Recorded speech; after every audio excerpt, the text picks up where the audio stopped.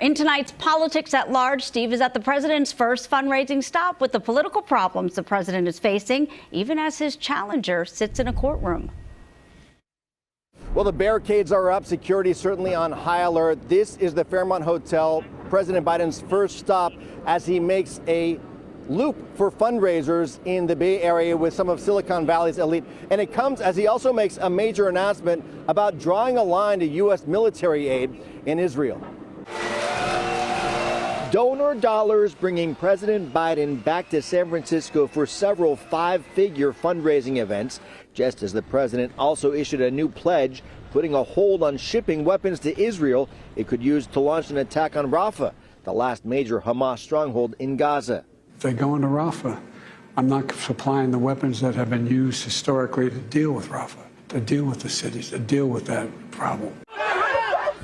The president's announcement coming as high-profile pro-Palestinian protests have led to arrests and violence on the campus of UCLA. It's very tenuous right now, and the tensions are high. UCLA politics professor Zev Yaroslavsky's classes were canceled last week, and this week he's teaching remotely over security concerns.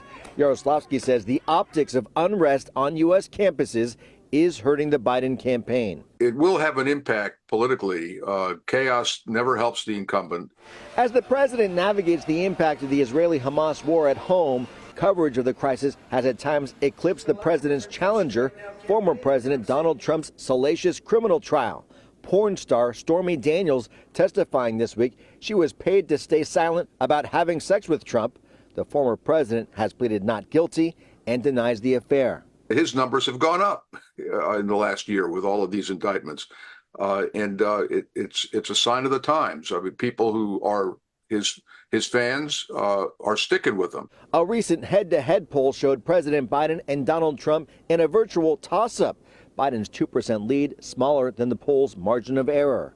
America split over the stark contrasts of two presidential campaigns, with 6 months before Election Day.